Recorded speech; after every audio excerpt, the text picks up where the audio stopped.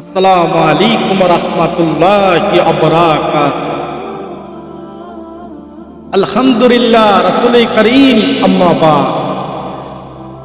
আউযু বিল্লাহি মিনাশ শাইতানির রাজীম। বিসমিল্লাহির রাহমানির রাহিম। আলহামদুলিল্লাহ, আজকে অনেক গুরুত্বপূর্ণ কিছু আলোচনা করার চেষ্টা করব, আল্লাহ পাক রব্বুল আলামিন যদি তৌফিক দান করে। মহান আল্লাহ রব্বুল আলামিন কুরআনুল কারীমে আল্লাহ পাক বলছেন যে আমার বান্দা এবং বান্দীরা যারা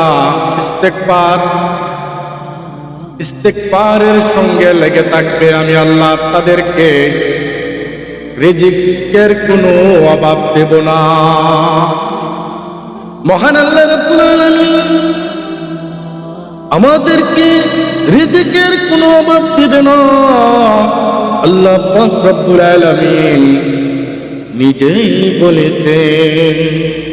কারণ এই ইস্তেগফার এমন একটি আমল, আমরা নিয়মিত যদি এই আমলটি করে আমাদের যত সমস্যায় আছে সমাধান করে দিবেন আল্লাহ।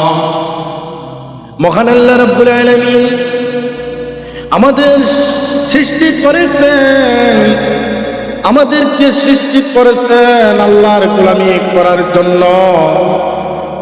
কেননা আমরা গোলামি করব না কেন? মহান আল্লাহ রাব্বুল আলামিন এত সুন্দর করে আমাদেরকে এত মহাব্বত করে সৃষ্টি করেছেন, ওই আল্লাহর গোলামি করব না কেন? যে আল্লাহ আমাকে প্রতিটা মুহূর্তে সাহায্য করে, প্রতিটা মুহূর্তে আমাকে আপনাকে ডাকে, আল্লাহর গোলামি করব না কেন? রাসূল পাকের হাদিস অনুযায়ী আমরা চলব না কেন? মহান আল্লাহ দয়া করে মায়া করে আমাদের জন্য হেদায়েতের জন্য এই কুরআনুল কারীম দুনিয়ার জমিনে পাঠাইছেন। আমাদের প্রিয় নবী রাহমাতুল লিল আলামিন জনাবি মুহাম্মদুর রাসূলুল্লাহ সাল্লাল্লাহু আলাইহি ওয়াসাল্লামের উপর কুরআন নাজিল করেছে। প্রিয় নবীর উম্মতের জন্য এই কুরআনুল কারীম আল্লাহ পাক দুনিয়ার জমিনে পাঠাইছেন। এই কুরআন অযথা পাঠান নাই। আমরা যারা কুরআন পারি, আমরা নিয়মিত কুরআন তেলাওয়াত করব।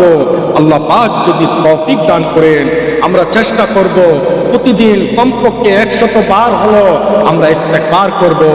আস্তাগফিরুল্লাহ, আস্তাগফিরুল্লাহ, আস্তাগফিরুল্লাহ। এই ইস্তেগফারটা আমরা লেগে থাকবো, কেননা আল্লাহ পাক রব্বুল আলামিন আমাদের সকল গুনাহ ক্ষমা করে দিবেন।